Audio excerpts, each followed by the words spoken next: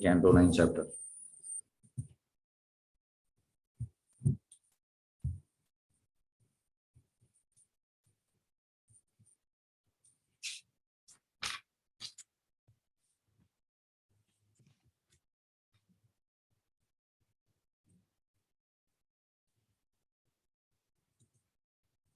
ಹರೇ ಕೃಷ್ಣ. ಎಲ್ಲರಿಗೂ ಸ್ವಾಗತ. ಶ್ರೀಮದ್ ಭಾಗವತಂ 2ನೇ ಸ್ಕಂದ 9ನೇ ಅಧ್ಯಾಯ ಶ್ಲೋಕ 18. ತದ್ದರ್ಶನಾಹ್ಲಾದ ಪರಿಪ್ಲುತಾಂತರ ಹೃಷ್ಯ ತನು ಪ್ರೇಮ ವರ ಅಶ್ರುಲೋಚನ ನಾಮ ಪಾದ ಅಂಬುಜಂ ಅಸ್ಯ ವಿಶ್ವಶ್ರ ಯತ್ ಪಾರಮಹಂಸೇನ ಪದ ಅಧಿಗಮ್ಯತೆ. ಅನುವಾದ: ಹೀಗೆ ದೇವೋತ್ತಮ ಪುರುಷರನ್ನು ಪರಿಪೂರ್ಣ ಸ್ವರೂಪದಲ್ಲಿ ಕಂಡು ಬ್ರಹ್ಮದೇವರು ಹೃದಯದಲ್ಲಿ ಆನಂದ ತುಂಬಿ ಲಾರಾದರು. ಪರಿಪೂರ್ಣ ದಿವ್ಯ ಪ್ರೇಮ ಮತ್ತು ಆನಂದ ಪರವಶತೆಯಿಂದಾಗಿ ಅವರ ಕಂಗಳಲ್ಲಿ ಪ್ರೇಮಾಶ್ರುಗಳು ಮಿಡಿದವು. ಭಗವಂತನ ಮುಂದೆ ಅವರು ತಲೆಬಾಗಿದರು. ಅದು ಪರಮಹಂಸ ಜೀವಿಗೆ ಅತ್ಯುನ್ನತ ಸ್ಥಿತಿಯ ಪಥ. ಪರಮಹಂಸ ಜೀವಿಗೆ ಅತ್ಯುನ್ನತ ಸ್ಥಿತಿ ಪಥ. ಇದು ಕುಂತಿಮಾರನಿ ಕೂಡ ಹೇಳ್ತಾಳೆ. ಕುಂತಿಮಾರನಿ ಎಂತ ಹೇಳುವಂಥದ್ದು, ಇದು 8ನೇ ಫಸ್ಟ್ ಕ್ಯಾಂಟೋ 8ನೇ ಅಧ್ಯಾಯ 20ನೇ ಶ್ಲೋಕ. ತಥಾ ಪರಮಹಂಸಾನಾಂ ಮುನೀನಾಂ ಅಮಲಾತ್ಮನಾಂ ಭಕ್ತಿ ಯೋಗ ವಿಧಾನಾರ್ಥಂ ಕಥಾ ಪಶ್ಯೇಮಯಿ ಸ್ತ್ರೀಯ. ಹಾಗಾಗಿ ಅವಳು ಹೇಳುವಂತದ್ದು ಇದು ಪರಮಹಂಸರಿಗೆ ಮಾತ್ರ ಅರ್ಥ ಆಗ್ತದೆ.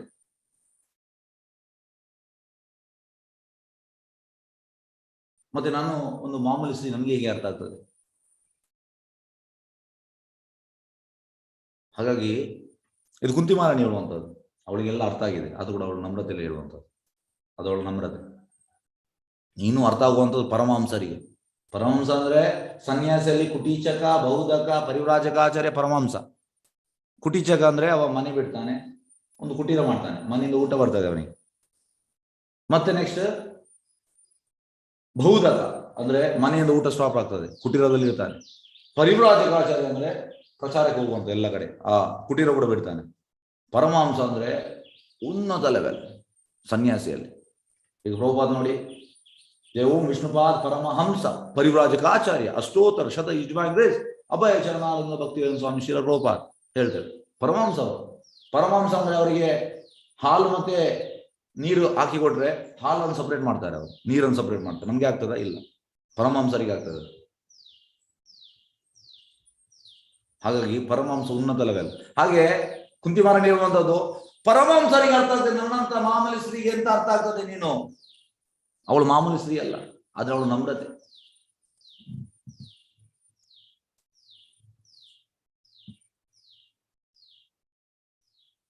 ಸ್ತ್ರೀ ಅಂದ್ರೆ women. How then can we women know you perfectly? ಅವಳ ಇದು. ಹಾಗಾಗಿ ಇಲ್ಲಿ ಕೂಡ ಅದನ್ನ ಹೇಳುವಂಥದ್ದು. ಅದು ಪರಮಹಂಸ ಜೀವಿಗೆ ಅತ್ಯುನ್ನತ ಸಿದ್ಧಿಯ ಪದ. ಪರಮಹಂಸರಿಗೆ ಕೃಷ್ಣ ಅರ್ಥ ಆಗ್ತಾನೆ. ಮತ್ತೆ ಇಲ್ಲಿ ನೋಡಿ, ಹೀಗೆ ದೇವೋತ್ತಮ ಪುರುಷನ ಪರಿಪೂರ್ಣ ಸ್ವರೂಪದಲ್ಲಿ ಕಂಡು ಬ್ರಹ್ಮದೇವ ವೃದ್ಧದಲ್ಲಿ ಆನಂದ ತುಂದಿಲ್ಲರಾದರು. ಟೋಟಲಿ ಅವನು ಎಕ್ಸ್ಟೆಸಿಗೆ ಹೋದಂತೆ. ಪರಿಪೂರ್ಣ ದಿವ್ಯ ಪ್ರೇಮ ಮತ್ತು ಆನಂದ ಪರವಶೆಯಿಂದಾಗಿ ಅವರ ಕಂಗಳ ಪ್ರೇಮಾಶ್ರುಗಳು. ಈಗ ನಮ್ಮ ಕಣ್ಣಲ್ಲಿ ಪ್ರೇಮಾಶ್ರು ಇಲ್ಲ. ನಮ್ಮ ಕಣ್ಣಲ್ಲಿ ಪ್ರೇಮಾಶ್ರು ಇಲ್ಲ. ಹೇಗೆಂದ್ರೆ ಶ್ರೀಮದ್ ಇದು ಬ್ರಹ್ಮ ಸಂಹಿತೆಯಲ್ಲಿ ಕೂಡ ಹೇಳುವಂತೆ ಅಂತ, ಪ್ರೇಮಾಂಜನಾಚುರಿತ ಭಕ್ತಿ ವಿಲೋಚನೇನ ಸಂತ ಸದೈವ ಹೃದಯೇಶು ವಿಲೋಕಯಂತಿ ಯಂ ಶ್ಯಾಮ ಸುಂದರಮಚಿಂತ್ಯ ಗುಣಸ್ವರೂಪಂ ಗೋವಿಂದಮಾದಿ ಪುರುಷಂ ತಮಹಂ ಭಜಾಮಿ.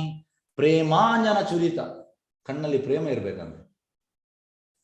ಪ್ರೇಮಾಂಜನ ಚುರಿತ ಭಕ್ತಿ ವಿಲೋಚನೆಯನ ಸಂತ ಅಂದ್ರೆ ಸಂತ ಸದೈವ ಯಾವಾಗಲೂ ಹೃದಯೇಶು ಹೃದಯದಲ್ಲಿ. ಈ ಶುದ್ಧ ಭಕ್ತರ ಕಣ್ಣಲ್ಲಿ ಯಾವಾಗಲೂ ಪ್ರೇಮ ಇರ್ತದೆ. ಕೃಷ್ಣ ಪ್ರೇಮ ಪ್ರದಾಯತೆ. ಚೈತನ್ಯ ಮಹಾಪ್ರಭುದು ಇದಂತ ನಮೋ ಮಹಾವದನಾಯ ಕೃಷ್ಣ ಪ್ರೇಮ ಪ್ರದಾಯತೆ ಕೃಷ್ಣಾಯ ಕೃಷ್ಣ ಚೈತನ್ಯ ನಾಮೇ ಗೌರಕೃಷ್ಣ. ಕೃಷ್ಣ ಪ್ರೇಮ ಕೊಡ್ಲಿಕ್ಕೆ ಬಂದದ್ದು ಚೈತನ್ಯ ಮಹಾಪ್ರಭು.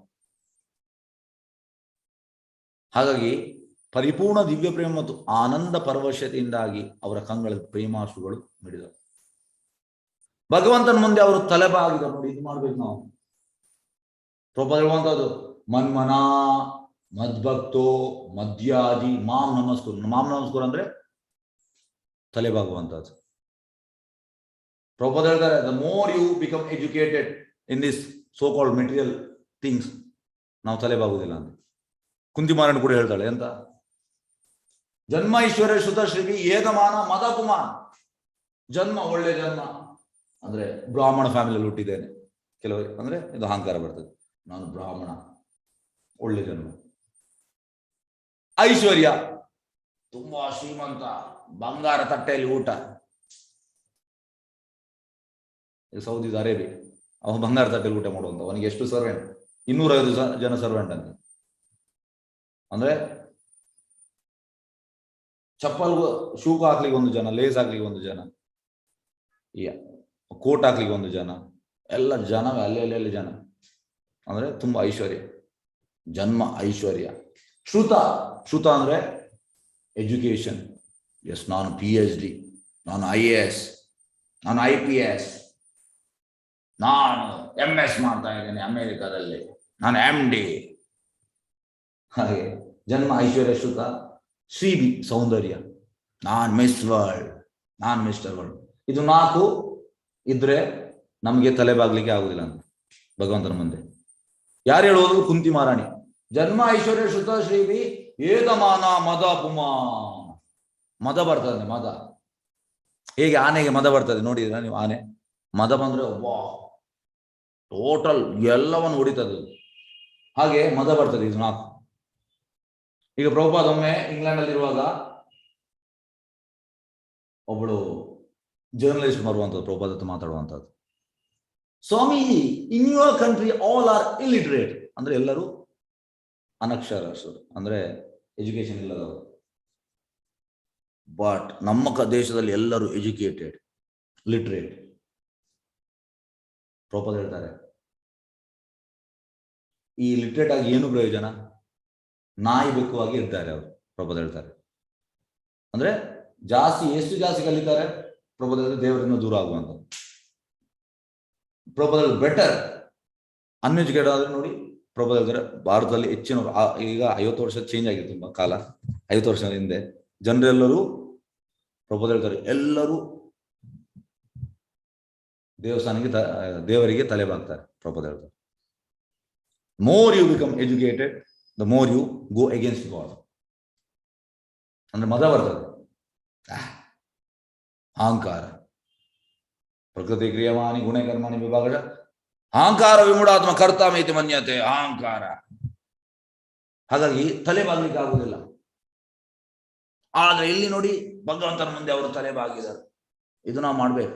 ಪ್ರಭುಪಾದ ಕೂಡ ಹೇಳುವುದು ಅದೇ, ಮನ್ಮನ ಮದ್ಭಕ್ತೋ ಮದ್ಯಾದಿ ಮಾಂ ನಮಸ್ಕುರು. ಪ್ರಭುಪಾದ ಸ್ವತಃ ತಲೆ ಬಾಗ್ತಾ ಇದ್ರು. ರಘುನಾಥ್ ದಾಸ್ ಗೋಸ್ವಾಮಿ ಹಿರಣ್ಯ ಮಜುಮ್ದಾರ್ ಅವ್ರದ್ದು ಮಗ. ಗೋವರ್ಧನ್ ಮಜುಮ್ದಾರ್ ಮತ್ತೆ ಹಿರಣ್ಯ ಮಜುಮ್ದಾರ್ ಅವನ ಪೇರೆಂಟ್ಸ್ ಒಂದೇ, ಮತ್ತೆ ಅವನ ಅಂಕಲ್. ಹಾಗೆ ಚೈತನ್ಯ ಮಹಾಪ್ರಭು ಮೂಮೆಂಟ್ ಸೇರಿದ ಮೇಲೆ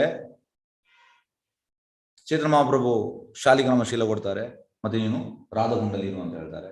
ರಾಧಗುಂಡಕ್ಕೆ ಹೋಗ್ತಾರೆ. ಡೈಲಿ 1000 ಬಾರಿ ವೈಷ್ಣವರಿಗೆ ಅಡ್ಡ ಬೀಳುವಂಥದ್ದು, 1000 ಬಾರಿ ಕೃಷ್ಣನಿಗೆ ಅಡ್ಡ ಬೀಳುವಂಥದ್ದು. ಅದು ಕೂಡ ಹೇಗೆ ದಂಡವತ್ ಅಂದ್ರೆ ಸ್ಟ್ರೈಟಿಗೆ ಕೋಲಿನಾಗಿ ಬೀಳುವಂಥದ್ದು. ನಮಗೆ ಒಮ್ಮೆ ಬೀಳುವಾಗ ಬೆನ್ನು ನೋವು ಬರ್ತದೆ ನಮಗೆ. ಆಕ್ಚುಲಿ ನಮಗೆ ತಲೆ ಬಗ್ಗಿಸ್ಲಿಕ್ಕೆ ನಮಗೆ ಮನಸ್ಸಿಲ್ಲ. ಯಾಕೆ? ನಮ್ಮ ಅಹಂ ಬಿಡುವುದಿಲ್ಲ ನಮ್ಮನ್ನು. ಈಗ ಹೇಗಂದ್ರೆ ಕೆಲವೊಮ್ಮೆ ಎಂತ ಆಗ್ತದೆ ಅಂದ್ರೆ, ನಾವು ಎಷ್ಟೋ ಸಲ ನಾವು ತಪ್ಪು ಮಾಡಿರ್ತೇವೆ, ಆದ್ರೆ ನಾವು ತಲೆ ಬಾಗುವುದಿಲ್ಲ. ಭಕ್ತರಾಗೆಲ್ಲ ತಪ್ಪು ಮಾಡದಿದ್ರು ಕೂಡ ತಲೆ ಬಾಗ್ತಾರೆ. ಇದು ವ್ಯತ್ಯಾಸ ನಮಗೆ ಮತ್ತೆ ಭಕ್ತರಿಗೆ ಇರುವಂತ ವ್ಯತ್ಯಾಸ.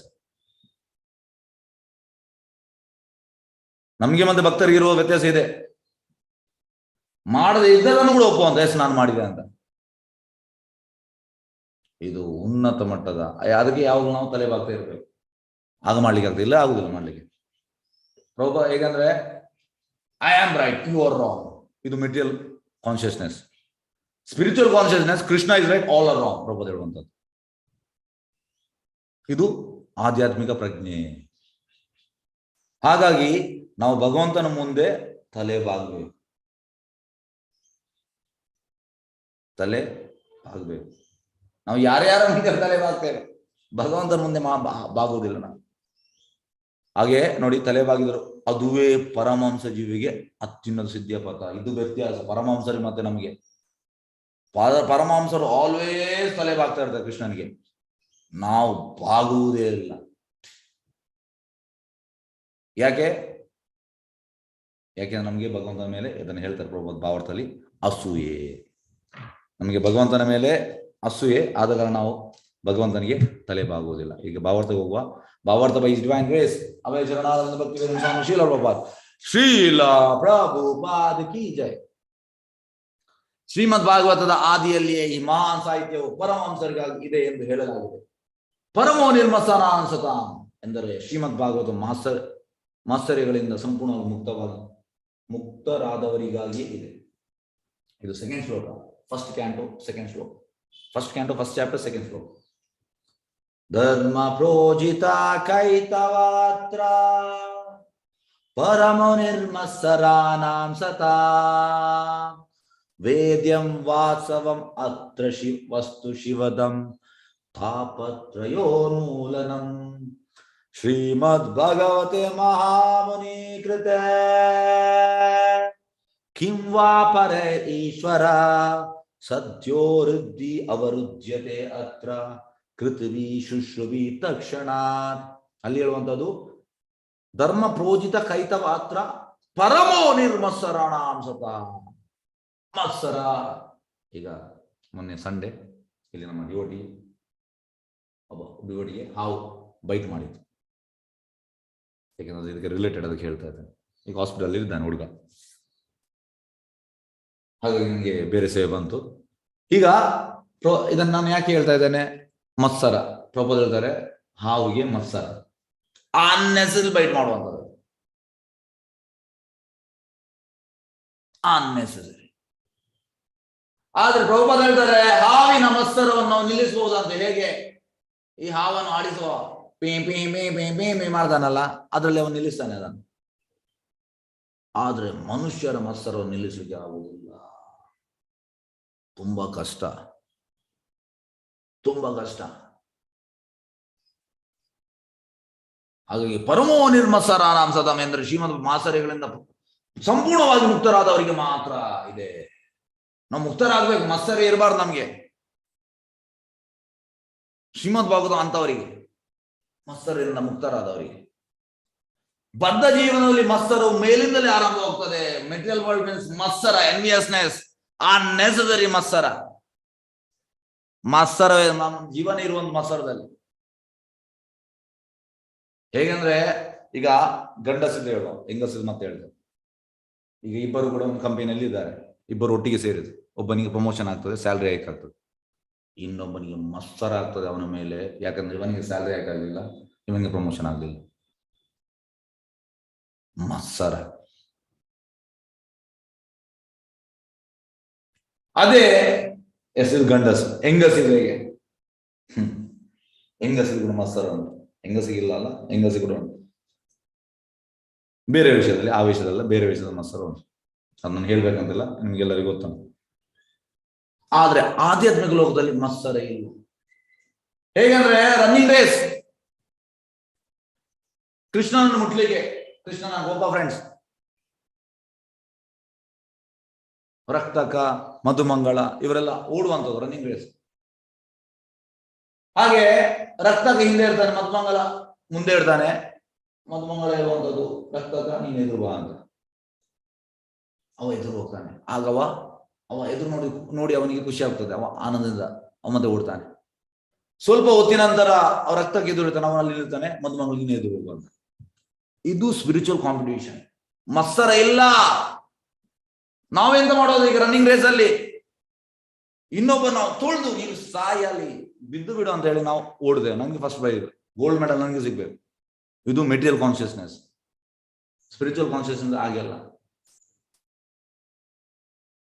Healthy competition. ಹೆಲ್ದಿ ಕಾಂಪಿಟೇಷನ್ ಅಂದ್ರೆ ಸೇವ್ ಮಾಡುವಂತದ್ದು. ಹೇಗಂದ್ರೆ ಪ್ರಭುಪಾದ ಹೇಳ್ತಾರೆ, ಈ ಮಂಜರೀಸ್, ಈಗ 6 ಮಂಜರೀಸ್, 6 ಗೋಸ್ವಾಮಿಗಳು ಮತ್ತೆ ಲೋಕನಾಥ್ ಗೋಸ್ವಾಮಿ ಮತ್ತೆ ಕೃಷ್ಣ ಕವಿರಾಜ್ ಗೋಸ್ವಾಮಿ ಇದು 8 ಮಂಜರೀಸ್ ಇವರು. ಮಂಜರೀಸ್ ಅಂದ್ರೆ ಸಖೀಸನಿಗೆ ಅಸಿಸ್ಟ್ ಮಾಡುವಂಥದ್ದು ಸೇವೆಗೆ. ಸಖೀಸರು ಲಲಿತಾ ವಿಶಾಖ, ಅವರು ರಾಧಾರಾಣಿಗೆ ಅಸಿಸ್ಟ್ ಮಾಡುವಂಥದ್ದು, ರಾಧಾರಾಣಿ ಕೃಷ್ಣ ಸೇವೆ ಮಾಡುವಂಥದ್ದು. ಈಗ ಈ ಮಂಜರೀಸ್ ಮಾಮೂಲಿ ಜನ ಅಲ್ಲ, ಹೈಲಿ ಕ್ವಾಲಿಫೈಡ್, ಆದ್ರೂ ಕೂಡ ಅವರು ಸಖೀಸ್ನವರಿಗೆ ಅಸಿಸ್ಟ್ ಮಾಡುವಂಥದ್ದು. ಇದು ಹೆಲ್ದಿ ಕಾಂಪಿಟೇಷನ್. ಈಗ ಭಕ್ತಿಯಲ್ಲಿ ಹೇಗೆ ಅಂದ್ರೆ ನಾವು ಇನ್ನೊಬ್ಬರನ್ನು ಅಪ್ಲಿಫ್ಟ್ ಮಾಡುವಂಥದ್ದು. ನಾನೇ ಕ್ಲಾಸ್ ಮಾಡ್ತೇನೆ, ನಾನೇ ಮಾಡ್ತೇನೆ ಹಾಗೆಲ್ಲ ನಾನು ಇನ್ನೊಬ್ಬರನ್ನು ಮೇಲೆ ಬಲಿಗೆ ಬಿಡ್ಬೇಕು. ಇನ್ನೊಬ್ಬ ಮೇಲೆ ಬಂದ್ರೆ ಭಗವಂತನ ಕೃಪೆ ನಮಗೆ ಸಿಗ್ತದೆ. ಯಾಕೆಂದ್ರೆ ನಾನು ಒಬ್ಬನೇ ಅಲ್ಲ. ಈಗ ಹೇಗಂದ್ರೆ ನೋಡಿ, ನಿನ್ನೆ ನಾನು ಮಧ್ಯಾಹ್ನ ಊಟಕ್ಕೆ ಹೋದೆ, ನಾನು ಹೋಗುವಾಗ ಲೇಟ್ ಆಯ್ತು. ಫಸ್ಟ್ ಇದು ಖಾಲಿ ಆಯ್ತು, ಸೆಕೆಂಡ್ ರೈಸ್ ಇಟ್ಟಿದ್ರು, ಇದು ಸಾಂಬಾರಿತ್ತು. ಅದು ಕೂಡ ಹೋಗುವಾಗ ಎಂತ ಅಂದ್ರೆ ಇಬ್ಬರು ಅವ್ರು ಕಾಯ್ತಾ ಇದ್ರು, ಅವ್ರು ಮತ್ತೆ ನಾನು ಹಾಕಿದೆ. ಅಲ್ಲಿ ನಾನು ಸ್ವಲ್ಪ ಇಷ್ಟೇ ಹಾಕಿದೆ, ಸ್ವಲ್ಪ ಇಟ್ಟೆ ಇನ್ನೊಬ್ಬ ಯಾರು ಬರ್ಲಿ ಅಂತ. ತಿಂದ ಸ್ವಲ್ಪ, ಆದ್ರೆ ಇದು ಕಾನ್ಶಿಯಸ್ನೆಸ್. ಆದ್ರೆ ಭೌತಿಕ ಕಾನ್ಶಿಯಸ್ ಅಂತ ನಾನು ತಿಂತೇನೆ, ಪೂರ್ತಿ ನಾನೇ ತಿಂತೇನೆ, ಇದು ಭೌತಿಕ ಕಾನ್ಶಿಯಸ್ನೆಸ್. ಸ್ಪಿರಿಚುವಲ್ ಕಾನ್ಶಿಯಸ್ನೆಸ್ ನಾವು ಕೊಟ್ಟು ತಿನ್ನುವಂಥದ್ದು. ಎಸ್, ನನಗಿಲ್ವಾ, ಓಕೆ, ಅದಕ್ಕೆ ಬೇಜಾರಿಲ್ಲ. ಹಾಗಾಗಿ ಈ ಭೌತಿಕ ಲೋಕದಲ್ಲಿ ಈ ರೀತಿ ನಾನು ಸ್ಪಿರಿಚುವಲ್ ವರ್ಲ್ಡ್ ಅಲ್ಲಿ ಹಾಗೆಲ್ಲ. ಸ್ಪಿರಿಚುವಲ್ ಅಲ್ಲಿ ಹೇಗೆ ಅಂದ್ರೆ ಇನ್ನೊಬ್ಬನು ನಾವು ಮೇಲೆ ಬಲಿಗೆ ಬಿಡ್ಬೇಕು, ನಾವು ಅಪ್ಲಿಫ್ಟ್ ಮಾಡ್ಬೇಕು ನಾವು. ಹಾಗೆ ಯಾಕೆ ಈ ರೀತಿ ಆಗ್ತದೆ? ಯಾಕೆಂದ್ರೆ ಮತ್ಸರ ಬದ್ಧ ಜೀವನದ ಮತ್ಸರು ಮೇಲಿಂದಲೇ ಆರಂಭವಾಗ್ತದೆ. ಅಂದರೆ ದೇವೋತ್ತಮ ಪರಮಪುರುಷನ ಬಗ್ಗೆ ಮತ್ಸರ ಭಾವ ತಾಳುವುದರಿಂದ ಆರಂಭವಾಗ್ತದೆ. ಫಸ್ಟ್ ಸ್ಟಾರ್ಟ್ ಅದು ಇಲ್ಲಿಂದ. ಈಗ ನಾವು ಸ್ಪಿರಿಚುವಲ್ ವರ್ಲ್ಡ್ ಇಂದ ಇಲ್ಲಿ ಬಂದಿದೆ, ಯಾಕೆ? ಮತ್ಸರ. ನಾವು ಅಲ್ಲಿ ಅವನ ಮೇಲೆ ಮತ್ಸರ ಬರ್ತದೆ. ಈಗ ನಮ್ಗೆ ಅದು ಬಿಡ್ಲಿಕ್ಕೆ ಆಗುದಿಲ್ಲ, ಈಗ ಅಂಟಿಕೊಂಡಿದೆ. ಈಗ ಮತ್ಸರದಿಂದಲೇ ಹೋಗ್ತಾ ಉಂಟು ನಮ್ಮ ಜೀವನ. ಮತ್ಸರ ಎಲ್ಲ ಅಪೌರುಷೇಯ ಧರ್ಮಗ್ರಂಥಗಳು ದೇವೋತ್ತಮ ಪರಮಪುರುಷನು ಸ್ಥಾಪಿತ ಸತ್ಯನಾಗಿದ್ದಾನೆ.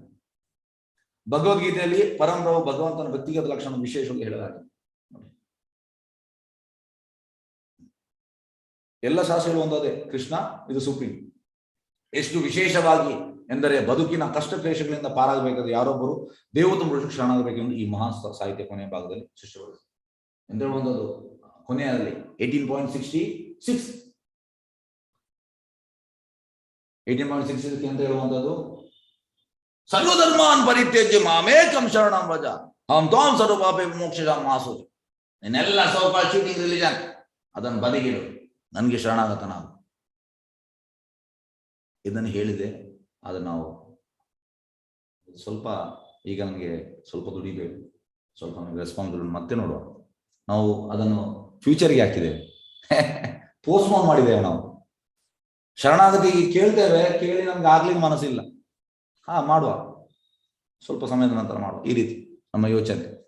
ಅದು ಭಗವಂತ ಹೇಳಿದ್ದಾರೆ, ದುರದೃಷ್ಟವಶ ಅಸಂಸ್ಕೃತ ಹಿನ್ನೆಲೆಯ ಜನರು ದೇವೋತ್ತಮ ಪುರುಷನಲ್ಲಿ ನಂಬಿಕೆ ಇರುವುದಿಲ್ಲ ಮತ್ತು ಪ್ರತಿಯೊಬ್ಬರು ಯಾವುದೇ ಅರ್ಹತೆ ಇಲ್ಲದೆ ತಾವೇ ದೇವರಾಗಲಿದ್ದಾರೆ. ಇದು ಕಲಿಯುಗ ರೂಪದಲ್ಲಿ this is the symptoms. Prabhupada ಹೇಳ್ತಾರೆ, all are rogues, all are thieves, all are rascals, all are plunderers. Prabhupada ಯಾಕೆ? ಯಾಕೆಂದ್ರೆ ಇದು ಸೆಂಟೆನ್ಸ್. ಅಸಂಸ್ಕೃತ ಹಿನ್ನೆಲೆ ಜನರು ದೇವೋತ್ತಮ ಪುರುಷ ನಂಬಿಕೆ ಇರುವುದಿಲ್ಲ, ಪ್ರತಿಯೊಬ್ಬರು ಯಾವುದೇ ಅರ್ಹತೆ ತಾವು ದೇವರಾಗಲಿದ್ದಾರೆ. ಪ್ರಭುಪಾದ ತುಂಬಾ ಫೋರ್ಸ್ ಅಲ್ಲಿ ಹೇಳ್ತಾರೆ. ಮಾಯಾವಾದಿಗಳು, ನಿರಾಕಾರವಾದಿಗಳು ಇವರು ಕೂಡ ಹಾಗೆ, ಮತ್ತೆ ಆಸುರಿ ಸ್ವಭಾವದವರು, ಮತ್ತೆ ಮಾಯಾ ಪ್ರಜ್ಞಾನದವರು, ಮೂಢರು, ನರಾಧಮರು, ಎಷ್ಟು ಜನ ಬೇಕು? ಪ್ರಭುಪಾದ ಹೇಳ್ತಾರೆ, ಹೇಗಂದ್ರೆ ಒಬ್ಬ ಜೈಲಿಗೆ ಹೋಗ್ತಾನೆ, ಜೈಲಿಗೆ ಹೋಗಿ ಅವ ಫೋನ್ ಮಾಡುವಂತದ್ದು ಮನೆಗೆ, ಅಮ್ಮ ನನಗೆ ಜೈಲು ಬೇಡ ಅಮ್ಮ, ಕಿರಿಕಿರಿ ಆಗ್ತದೆ, ಎಲ್ಲ ಬೇಡದವರು ಇದ್ದಾರೆ, ಎಲ್ಲ ಬೇಡದವರು ಇರುವಂತದ್ದು. ಫೋನ್ ಮಾಡ್ತಾನೆ ಅಮ್ಮನಿಗೆ. ಅವ ಸಣ್ಣ ಪಿಕ್ ಪಾಕೆಟ್ ಮಾಡಿ ಓದೋದವ, ಅವನಿಗೆ 6 ತಿಂಗಳು ಸಜೆ. ಅದು ಕೂಡ ಅವನಿಗೆ ತುಂಬಾ ಹಿಂಸೆ ಆಗ್ತದೆ. ಯಾಕೆ? ಆ ಮರ್ಡರ್ ಮಾಡಿದವ ಯಾವಾಗಲೂ ಒಂದು ಕೆಪ್ಪೆಗೆ ಹೊಡಿತಾ ಇರ್ತಾನೆ. ಮರ್ಡರ್ ಮಾಡಿದವ, ಬ್ಯಾಂಕ್ ದರೋಡೆ ಮಾಡಿದವ, ರೇಪ್ ಮಾಡಿದವ ಇದೆಲ್ಲ ಇರ್ತಾರೆ ಅಲ್ಲಿ. ಆದ್ರೆ ಪ್ರಭುಪಾದ ಹೇಳ್ತಾರೆ, ಯಾವ ಮೂರ್ಖ ಮಾರ್ಯಾವ. ಯಾಕೆ ಮೂರ್ಖ? ಯಾಕೆಂದ್ರೆ ಜೈಲಲ್ಲಿ ಒಳ್ಳೆ ಜನರನ್ನು ಎಕ್ಸ್ಪೆಕ್ಟ್ ಮಾಡ್ತಾನೆ. ಜೈಲಲ್ಲಿ ಇರುವಂತ ಇಂಥವರೇ ಕೆಟ್ಟ ಜನರು ಇರುವಂತ ಜೈಲಲ್ಲಿ. ಅದಕ್ಕೆ ಪ್ರಭುಪಾದ ಹೇಳುವಂತದ್ದು, ಈ ಮೆಟೀರಿಯಲ್ ವರ್ಲ್ಡ್ ಅಲ್ಲಿ ಇರುವವರೆಲ್ಲ ಇದೆ, ರೋಗ್ಸ್, ಥೀವ್ಸ್, ರಾಸ್ಕಲ್ಸ್, ಪ್ಲಂಡರರ್ಸ್ ಎಲ್ಲ ಕೆಟ್ಟವರು ಇರುವಂತದ್ದು. ಇಲ್ಲದ ತಾವೇ ದೇವರಾಗಿ ಬಯಸ್ತಾರೆ. ಬದ್ಧಾತ್ಮನಲ್ಲಿ ಈ ಮತ್ಸರ ಗುಣವು ಒಬ್ಬ ವ್ಯಕ್ತಿಯು ಭಗವಂತನ ಒಂದಾಗುವುದು ಇಚ್ಛಿಸುವ ಘಟ್ಟದವರೆಗೆ ಮುಂದುವರೆದು ನೋಡಿ. ಮಾಯವಾದಿಗಳಿಗೆ ಒಂದಾಗುವುದು ದೇವರಲ್ಲಿ. ಯಾಕೆ ಮತ್ಸರ? ಹೀಗಾಗಿ ದೇವರೊಂದಿಗೆ ಒಂದಾಗುವ ಹೂವಾಪ ನಡೆಸುವ ಪ್ರಯೋಗವಾದಿ ತತ್ವಶಾಸ್ತ್ರಜ್ಞರಲ್ಲಿ ಘಟಾನುಘಟಿ ಎನಿಸಿದವರು ಪರಮಹಂಸರು. ಏಕೆಂದ್ರೆ ಅವರದು ಮಾತ್ಸರ್ಯಪೂರಿತ ಮನಸ್ಸು.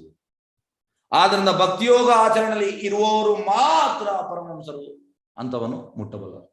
ಹಾಗಾಗಿ ಮಾಯಾವಾದಿ ಸನ್ಯಾಸಿ ಮತ್ತೆ ಬೇರೆಲ್ಲ ಇದ್ದಾರೆ, ಅವರೆಲ್ಲ ಪರಮಹಂಸರಲ್ಲ. ದಯವಿಟ್ಟು ತಿಳ್ಕೊಳ್ಳಿ. ಪರಮಹಂಸ ಅಂದ್ರೆ ಭಕ್ತಿಯೋಗ ಆಚರಣೆ ಇರುವ ಮಾತ್ರ. ಯಾಕೆಂದ್ರೆ ಅವನಿಗೆ ಕೃಷ್ಣನ ಮೇಲೆ ಅಸೂಯೆ ಇಲ್ಲ, ಮತ್ಸರ ಇಲ್ಲ. ಭಗವಂತನಿಗೆ ಸಂಪೂರ್ಣ ದಿವ್ಯ ಪ್ರೇಮದ ಭಕ್ತಿ ಸೇವೆ ಸಲ್ಲಿಸಬೇಕು. ಇದು ನಮ್ಮ ಗುರಿ, ನಮ್ಮ ಕರ್ತವ್ಯ, ನಮ್ಮ ಆಕ್ಚುಲಿ ನಿಜವಾದ ಕರ್ತವ್ಯ ಸೇವೆ ಮಾಡುವಂಥದ್ದು. ಅದು ಮಾತ್ರ ಜೀವನದಲ್ಲಿ ಪರಿಪೂರ್ಣ ಶೃಂಗಕ್ಕೆ ಒಯ್ಯಬಲ್ಲದು ಎಂಬ ದೃಢ ನಂಬಿಕೆ ಇದ್ದಲ್ಲಿ ಮಾತ್ರ ಭಕ್ತಿಯೋಗ ಆರಂಭ. ಬ್ರಹ್ಮದೇವರು ಭಕ್ತಿಯೋಗದ ಈ ಕಲೆಯನ್ನು ನಂಬಿದ್ದರು. ಬ್ರಹ್ಮದೇವನಿಗೆ ಎತ್ತು ನಂಬಿಕೆ ಇತ್ತು. ತಪಸ್ಸನ್ನು ಆಚರಿಸುವಂತ ಹೇಳಿದ ಭಗವಂತನ ಉಪದೇಶ ನಂಬಿದರು. ಅವರು ಮಹಾ ತಪಸ್ಸನ್ನು ಆಚರಿಸಿದರು. ನೋಡಿ, ನಮ್ಮ ನಂಬಿಕೆ ಬೇಕು, ಶ್ರದ್ಧೆ ಬೇಕು ಭಗವಂತನ ಮೇಲೆ, ಭಕ್ತಿಯೋಗದ ಮೇಲೆ. ತನ್ಮೂಲಕ ವೈಕುಂಠ ಲೋಕಗಳನ್ನು ನೋಡುವ ಸ್ವಂತ ಅನುಭವದಿಂದ ಭಗವಂತನ ಸಾಕ್ಷಾತ್ ಕಾಣುವ ಮಹಾ ಯಶಸ್ಸನ್ನು ಪಡೆದರು. ಅವರಿಗೆ ವೈಕುಂಠ ಲೋಕ ಇದು ಸಿಕ್ತು. ಮನಸ್ಸಿನ ಅಥವಾ ಯಾವುದೇ ಯಂತ್ರ ಸಾಧನ ಮೂಲಕ ಯಾರೊಬ್ಬರು ಪರಮಭಾವವನ್ನು ಧಾಮ ತಲುಪಲಾರ. ಈ ಜನರೆಲ್ಲ ಅವನ ಓನು ಎಫರ್ಟ್ ಇಂದ ಹೋಗ್ಲಿಕ್ಕೆ ಆಗುದಿಲ್ಲ ಈ ಧಾಮಕ್ಕೆ. ಗುರು ಕೃಷ್ಣ ಕೃಪಾಯಪಾಯ ಭಕ್ತಿಲತಾ ಬೀಜ. ನಿಮಗೆ ಭಕ್ತಿಲತಾ ಬೀಜ ಬೇಕಿದ್ರೆ ಗುರು ಮತ್ತು ಕೃಷ್ಣ ಕೃಪೆ ಬೇಕು. ನನ್ನ ಎಫರ್ಟ್ ಇಂದ ಮಾಡ್ತೇನೆ, ನಾನು ಎಜುಕೇಟೆಡ್, ನಾನು ಹೀಗೆ ಇಲ್ಲ, ಆಗುದಿಲ್ಲ. ಆದ್ರೆ ಯಾರೇ ಆದರೂ ಭಕ್ತಿಯೋಗ ಪ್ರಕ್ರಿಯೆಯನ್ನು ಅನುಸರಿಸುವ ಮೂಲಕ ವೈಕುಂಠ ಲೋಕಗಳ ಧಾಮ ತಲುಪಲು ಸಾಧ್ಯ. ಭಕ್ತಿಯೋಗವನ್ನು ನೀವು ಇದು ಮಾಡಿ, ಡಿವೋಷನಲ್ ಸರ್ವಿಸ್, ನಿಮಗೆ ವೈಕುಂಠ ಹೋಗುವ. ಏಕೆಂದ್ರೆ ಭಕ್ತಿಯೋಗ ಪ್ರಕ್ರಿಯೆಯಿಂದ ಮಾತ್ರ ಭಗವಂತ ಸಾಕ್ಷಾತ್ ಸಾಧ್ಯ, ಬೇರೆ ಯಾವುದರಿಂದ ಅಲ್ಲ. ಕೃಷ್ಣ ಹೇಳ್ತಾನೆ 18 ಶ್ಲೋಕ, ಭಕ್ತ್ಯಾಮಾಂ ಅಭಿಜಾನಾತಿ, ಭಕ್ತಿಯಿಂದ ಮಾತ್ರ ಕೃಷ್ಣ ಅರ್ಥ ಮಾಡ್ಲಿಕ್ಕೆ ಸಾಧ್ಯ, ಬೇರೆ ಯಾವುದರಿಂದಲ್ಲ. ಬ್ರಹ್ಮದೇವನು ತನ್ನ ಕಮಲಾಸನದ ಮೇಲೆ ಕುಳಿತಿದ್ದನು. ಅಲ್ಲಿಂದ ಅತ್ಯಂತ ಗಂಭೀರವಾಗಿ ಭಕ್ತಿಯೋಗ ಪ್ರಕ್ರಿಯೆಯನ್ನು ಆಚರಿಸುವ ಮೂಲಕ ಅವನಿಗೆ ವೈಕುಂಠ ಲೋಕ ಅದರೆಲ್ಲ ವೈವಿಧ್ಯಗಳೊಂದಿಗೆ ನೋಡಲು ಸಾಧ್ಯವಾಯಿತು. ತುಂಬಾ ತಪಸ್ಸು ಮಾಡಿದ, ಹಾಗಾಗಿ ಅವನಿಗೆ ಆಯ್ತು ನೋಡ್ಲಿ ಗಂಭೀರವಾಗಿ ಭಕ್ತಿಯೋಗ ಪ್ರಕ್ರಿಯೆ. ನಾವು ತುಂಬಾ ಸೀರಿಯಸ್ ಆಗಬೇಕು. ಸಾಕ್ಷಾತ್ ಭಗವಂತನನ್ನು ಅವನ ಸಹಚರರೊಂದಿಗೆ ದರ್ಶನ ಮಾಡುವ ಅವನಿಗೆ ಶಕ್ಯವಾಯಿತು. ಬ್ರಹ್ಮದೇವನನ್ನು ಅನುಸರಿಸಿ ಇಂದು ಕೂಡ ಯಾರೊಬ್ಬರು ಇಲ್ಲಿ ಹೇಳಲಾಗಿರುವ ಪರಮಹಂಸ ಪಥವನ್ನು ಹಿಡಿಯುವ ಮೂಲಕ ಅದೇ ಪರಿಗಣವನ್ನು ಸಾಧಿಸುವರು. ಒಬ್ಬರು ಹೇಳ್ತಾರೆ, ಪ್ರಹ್ಲಾದ ಮಹಾರಾಜಿಗೆ ನರಸಿಂಹದೇವ ರಕ್ತದ ಕೈಯಿಂದ ಆಶೀರ್ವಾದ ಕೊಟ್ಟ, ಧ್ರುವ ಮಹಾರಾಜಿಗೆ ನಾರಾಯಣ ಹೀಗೆ ತಲೆ ಮೇಲೆ ಆಶೀರ್ವಾದ ಕೊಟ್ಟ. ನಿಮ್ಗೆ ಕೂಡ ಸಿಗ್ತದೆ ಪ್ರಭುಪಾದ ಹೇಳ್ತಾರೆ. ನೀವು ಕೂಡ ಇದನ್ನು ಪ್ರೊಸೆಸ್ ಅನ್ನು ಅಪ್ಲೈ ಮಾಡ್ಬೇಕು ಅಷ್ಟೇ. ಅನುಸರಿಸಿ, ಅನುಕರಣೆ ಅಲ್ಲ ಅನುಸರಣೆ. ಹಾಗಿಲ್ಲಿ ಕೂಡ ಬ್ರಹ್ಮದೇವ ಅನುಸರಿಸಿ ಇಂದು ಕೂಡ ಯಾರೊಬ್ಬರು ಇಲ್ಲಿ ಹೇಳಲಾಗುವ ಪರಮಾತ್ಮವನ್ನು ಹಿಡಿಯುವ ಮೂಲಕ ಅದೇ ಪರಿಣಾಮವನ್ನು ಸಾಧಿಸಬಹುದು. ಈ ಯುಗದ ಜನರು ಆತ್ಮ ಸಾಕ್ಷಾತ್ಕಾರಕ್ಕಾಗಿ ಈ ವಿಧಾನವನ್ನು ಶ್ರೀ ಚೈತನ್ಯ ಮಹಾಪ್ರಭು ಕೂಡ ಅನುಮೋದಿಸುತ್ತಾರೆ. ಚೈತನ್ಯ ಕೂಡ ಇದನ್ನು ಹೇಳಿದರು. ಮೊದಲಿಗೆ ಯಾರೊಬ್ಬ ದೃಢನಿಷ್ಠ ದೇವದ ಪುರುಷ ಶ್ರೀಕೃಷ್ಣನ ನಂಬಬೇಕು. ಫಸ್ಟ್ ಶ್ರದ್ಧಾ, ಕೋಮಲ ಶ್ರದ್ಧಾ, ಸಾಧುಸಂಗ, ಭಜನಕ್ರಿಯ, ಅಮೃತ, ನಿಷ್ಠಾ, ರುಚಿ, ಆಸಕ್ತಿ, ಭಾವ, ಪ್ರೇಮ, ಲಾಸ್ಟಿಗೆ ಪ್ರೇಮ ಬರುವುದು. ಹೂವಾತ್ಮಕ ತತ್ವಶಾಸ್ತ್ರಗಳಿಂದ ಅವನನ್ನು ಸಾಕ್ಷಾತ್ಕರಿಸಿಕೊಳ್ಳುವ ಪ್ರಯತ್ನವನ್ನು ಮಾಡಬಾರದು. Mental speculation dangerous. ಮಾಯವಾದಿಗಳು, ನಿರಾಕಾರವಾದಿ, ಶೂನ್ಯವಾದಿಗಳು ಇವರೆಲ್ಲ ಹೂವಾತ್ಮಕ ಚಿಂತನೆ ನಾವು ಮಾಡಬಾರದು. ನನ್ನ ಪ್ರಕಾರ maybe, might be, perhaps, if, but ಇದು ಬೇಡ. ಕೃಷ್ಣನನ್ನು ಆಸ್ ಇಟ್ ಈಸ್ ತಗೊಳ್ಳುವ. ಹಾಗೆ ಹೂವಾತ್ಮಕ ಚಿಂತನೆ ಒಳ್ಳೆಯದಲ್ಲ. ಶ್ರೀಮದ್ ಭಗವದ್ಗೀತೆಯಿಂದ ನಂತರ ಶ್ರೀಮದ್ ಭಾಗವತ ಗ್ರಂಥ ಪಠ್ಯದಿಂದ ಅವನ ಕುರಿತು ಶ್ರವಣ ಮಾಡಬೇಕು. ನೋಡಿ, ಇದು ಅಥರೈಸ್ ಪುಸ್ತಕ ನಮ್ದು, ಯಥಾರೂಪ ಮತ್ತೆ ಭಾಗವತ. ಇದನ್ನ ನಾವು ಕೇಳಬೇಕು, ತಿಳಿಬೇಕು. ಯಾರೊಬ್ಬರು ಭಗವಂತನಿಂದ ಅಂತ ಪ್ರವಚನ ಆಲಿಸಬೇಕೇ ಹೊರತು ವ್ಯಕ್ತಿಯಿಂದ ಅಲ್ಲ. ಭಾಗವತನಿಂದ ಅಂದ್ರೆ ಪ್ರೊಫೆಷನಲ್ ರಿಸೈಟರ್ಸ್, ಹಣಕ್ಕೋಸ್ಕರ ಮಾಡುವವರು ಅವರಲ್ಲ. ಯಾರು ಯಾರು ಇದನ್ನು ಫಾಲೋ ಮಾಡ್ತಿದ್ದಾನೆ ಅವನಿಂದ ನಾವು ಕೇಳ್ಬೇಕಷ್ಟೇ, ಅಥವಾ ಕರ್ಮಿ ಜ್ಞಾನಿ ಯೋಗಿಗಳಿಂದಲ್ಲ. ಇದನ್ನು ನಾವು ಕೇಳಬಾರ್ದು ಭಾಗವತ. ಅದೇ ಈ ವಿಜ್ಞಾನ ತಿಳಿಯುವ ರಹಸ್ಯ. ಯಾರೇ ಆಗಲಿ ಸನ್ಯಾಸಾಶ್ರಮದಲ್ಲಿ ಇರಬೇಕಾಗಿಲ್ಲ ನೋಡಿ. ಸನ್ಯಾಸಿ ಆಗಿಯೇ ನಾವು ಇದನ್ನು ಕಲಿಬೇಕಂತಿಲ್ಲ, ಯಾವುದೇ ಇರಲಿ. ಅದಕ್ಕೆ ಈ ಶ್ಲೋಕ ಹೇಳ್ತಾನೆ, ನೆಕ್ಸ್ಟ್ ಶ್ಲೋಕ ಅದು ಬರ್ತದೆ. ಪ್ರಸ್ತುತ ಜೀವನ ಸ್ಥಿತಿಯಲ್ಲಿಯೇ ಇರಬಹುದು, ಆದರೆ ಅಂಥವರು ಭಗವಂತನ ನೈಜ ಭಕ್ತರ ಸತ್ಸಂಗ ಕಂಡುಕೊಳ್ಳಬೇಕು. ಎಂತಂದ್ರೆ ನಾವು ಭಕ್ತರ ಸಂಘದಲ್ಲಿ ಇರ್ಬೇಕಷ್ಟೇ. ಎಲ್ಲೇ ಇರಿ, ಈಗ ನೀವು ಮನೆಯಲ್ಲಿ ಇದ್ದೀರಿ, ಸಂಘದಲ್ಲಿ ಇದ್ದೀರಿ ಅಷ್ಟೇ. ಇದನ್ನು ಮಾಡ್ಬೇಕು ನಾವು. ಶ್ರದ್ಧೆ ನಂಬಿಕೆಗಳಿಂದ ಅವರ ಮೂಲಕ ಭಗವಂತನ ದಿವ್ಯ ಸಂದೇಶ ಶ್ರವಣ ಮಾಡಬೇಕು. ಇಲ್ಲಿ ಅನುಮೋದಿಸಲಾಗಿರುವ ಪರಮಹಂಸ ಪಥವು ಅದೇ ಆಗಿದೆ. ಭಗವಂತನ ನಾನಾ ಪುಣ್ಯನಾಮಗಳು ಅವನನ್ನು ಅಜಿತ ಎಂದು ಕರೆಯಲಾಗಿದೆ ನೋಡಿ. ಅಜಿತ ಕೃಷ್ಣ ಎಂದರೆ ಅವನು ಬೇರೆ ಯಾರೊಬ್ಬೆಂದರೂ ಜಯಿಸಲಾಗದವನು. ಯಾರಿಗೂ ಕೂಡ ಎಂತ ಹೇಳುವಂತದ್ದು, ಕೃಷ್ಣ ಅಜಿತ, ನಾವು ಅಜಿತ ಅಲ್ಲ. ಆದರೂ ಮಹಾನ್ ಗುರು ಬ್ರಹ್ಮದೇವನು ವಾಸವಾಗಿ ಸಾಕ್ಷಾತ್ಗೊಂಡ ತೋರಿದ ಪರಮಹಂಸ ಪಥದಿಂದ ಅವನನ್ನು ಜಯಿಸಬಹುದು. ಸ್ವಯಂ ಬ್ರಹ್ಮದೇವನೇ ಮುಂದಿನ ಮಾತುಗಳಲ್ಲಿ ಪರಮಹಂಸ ಪಥವನ್ನು ಹೀಗೆ ಅನುಮೋದಿಸಿ ಮಾತನಾಡಿದ್ದಾನೆ. ಜ್ಞಾನೇ ಪ್ರಯಾಸ ಉದಪಾಸ್ಯ ನಮಂತೆ ಏವ ಜೀವಂತಿ ಸನ್ಮುಖಾರಿತಂ ಭವದೀಯ ವಾರ್ತಂ ಸ್ಥಾನೇ ಸ್ಥಿತಾ ಶ್ರುತಿಗತಾಂ ತನೋವಾನ್ ಮನೋಭಿ ಏ ಪ್ರಯಾಸೋ ಅಜಿತ ಅಜಿತೋ ಅಪಿ ಅಸಿ ತ್ರಿಲೋಕ್ಯಂ. ಬ್ರಹ್ಮದೇವನು ಹೇಳಿದರು, ಹೇ ನನ್ನ ಸ್ವಾಮಿಯಾದ ಶ್ರೀಕೃಷ್ಣನೇ, ಯಾರು ಭಗವಂತನಲ್ಲಿ ಐಕ್ಯವಾಗುವ ಊಹಾತ್ಮಕ ಪ್ರಯೋಗದ ವಾದಿ, ಐಕ್ಯ ಅಂದ್ರೆ ಒಂದಾಗುವಂತಹದ್ದು, ಪಥವನ್ನು ತ್ಯಜಿಸಿ ಅದನ್ನು ನಾವು ತ್ಯಜಿಸಬೇಕಂತೆ. ಸದ್ಗುರು ಅಥವಾ ಸಾಧು ಸಂತರಿಂದ ನಿನ್ನ ಮಹಿಮೆಗಳನ್ನು ಕಾರ್ಯಚಟುವಟಿಕೆಗಳನ್ನು ತಿಳಿಯುವುದರಲ್ಲಿ ಮಗ್ನರಾಗುವವರು ಮತ್ತು ತಮ್ಮ ವರ್ಣಕ್ಕೆ ತಕ್ಕಂತೆ ಪ್ರಾಮಾಣಿಕವಾಗಿ ಸಾಮಾಜಿಕ ಜೀವನ ನಡೆಸುವರು. ನಮ್ಮ ವರ್ಣಕ್ಕೆ ಹೇಗಂದ್ರೆ ಗೃಹಸ್ಥ ಲೈಫಲ್ಲಿ ನಾವು ಹೇಗಿರ್ತೇವೆ ಹಾಗಿರ್ಬೇಕು. ಗೃಹ ಮೇಲಿತರ ಇರುವುದಲ್ಲ, ಗೃಹಸ್ಥನಾಗಿ. ಹಾಗಾಗಿ ನಡೆಸುವರು ಅಂಥವ್ರು ನೀನು ಅಜಿತನಾದರೂ ನಿನ್ನ ಸಹಾನುಭೂತಿ ಮತ್ತು ಅನುಗ್ರಹವನ್ನು ಪಡೆಯುವವರು ಸಿಗ್ತದೆ, ಅನುಗ್ರಹ ಸಿಗ್ತದೆ. ನಾವು ಸರಿ ಬೊನಫೈಡ್ ಆಚಾರ್ಯರು ಪ್ರಭುಪಾದ ಅವರನ್ನು ಆಕ್ಸೆಪ್ಟ್ ಮಾಡಬೇಕು. ಮತ್ತೆ ನಾವೆಂತ ಮಾಡಬೇಕು, ನಾವು ಸ್ಥಾನಿಸಿದ ಅಂದ್ರೆ ಹೇಗೆ ಇರಲಿ ಕೃಷ್ಣ ಭಜನೆಯನ್ನು ಒಪ್ಪಬೇಕು. ಇದು ಭಾಗವತಂ 10ನೇ ಸ್ಕಂದ 14.3. ಅದು ಪರಮ ಹಂಸ ಮಾರ್ಗ. ಬ್ರಹ್ಮನು ಸ್ವಯಂ ಅದನ್ನು ಆಚರಿಸಿದನು.